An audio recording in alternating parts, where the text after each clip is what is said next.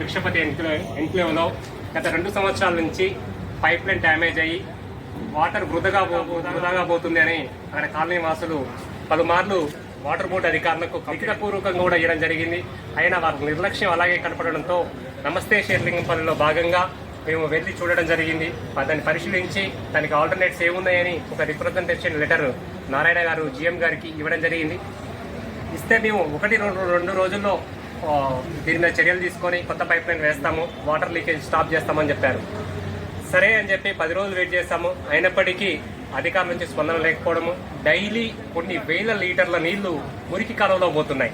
ఈ నీళ్ళు ముఖ్యమంత్రి గారు ఏం చెప్పారు, వాటర్ని సేవ్ చేయాలి, వాటర్ని జాగ్రత్తగా ఉపయోగించుకోవాలని చెప్పారు.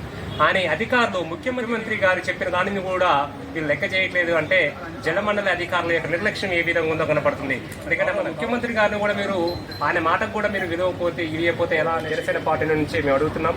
అంతేకాకుండా ఏంటి జలమండలి MD గారు అశోక్ రెడ్డి IAS గారు ఏం చేశారు, ఒక బైక్ జరుగుతుందో ఒక సామాన్యుడు అని చెప్పి ఆ సామాన్యుడికి 1000 రూపాయలు పెనాల్టీ వేశారు.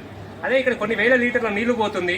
మరి అశోక్ రెడ్డి సార్ మేము రిక్వెస్ట్ ఏంటంటే GM నారాయణ గారికి కానీ అదే ఫీల్డ్ ఆఫీసర్స్ కానీ ఎవరికి సంబంధ అధికారులకు కూడా మీరు డైలీ వాటర్ వేస్ట్ అవుతుంది, పెనాల్టీ వేయాలని మేము జనసేన పార్టీని డిమాండ్ చేస్తున్నాం. భూగర్భ జలాలు రోజు రోజుకి ఎండాకాలంలో లోనికి వెళ్తున్నాయి. సిటీలో కూడా చాలా మందికి వాటర్ రాక డే బై డే వస్తుంది. డే బై డే వస్తే కూడా ప్రెషర్ రాక కొంతమందికి డౌన్లో ఉన్న వాళ్ళకు వాటర్ వెళ్ళట్లేదు.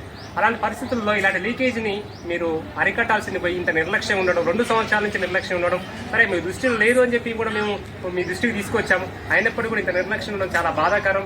మెయిన్గా ఏంటంటే అది డ్రైనేజీలో మురికి కాలంలో లీక్ అవుతుంది. అంటే ఆ మురికి కాలంలో వాటర్ కూడా అందులోకి వెళ్ళడము, ఆరోగ్య సమస్యలు రావడము, మలేరియా, వైరల్ ఫీవర్, ఇలా డెంగ్యూ లాంటి డిసీజ్ రావడానికి కూడా చాలా అవకాశాలు ఉన్నాయి అనేసి మేము జలమండలి అధికారులను కలవడానికి వచ్చాము. ఈరోజు మార్నింగ్ ఉదయం కూడా నారాయణ గారికి కాల్ చేసి సార్ మేము వస్తున్నాము, టైం ఇవ్వండి, వాళ్ళు ఒక రిప్రజెంటేషన్ ఇస్తామని చెప్పినాము.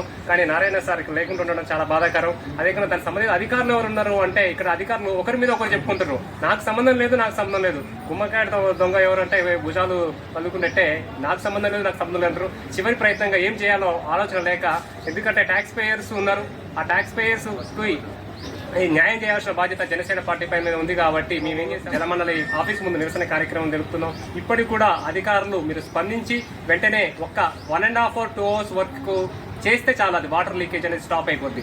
దానికోసం మీరు 2 సంవత్సరాల నుంచి నిర్లక్ష్యంగా ఉన్నారు అంటే మీ యొక్క వర్క్ మీద చిత్తశుద్ధి ఎలా ఉంది అని తెలుస్తుంది. మా ట్యాక్స్ డబ్బులు ఏ విధంగా మీరు నిరుపయోగం చేస్తున్నారో యొక్క ఉదాహరణ తెలిసిపోతుంది.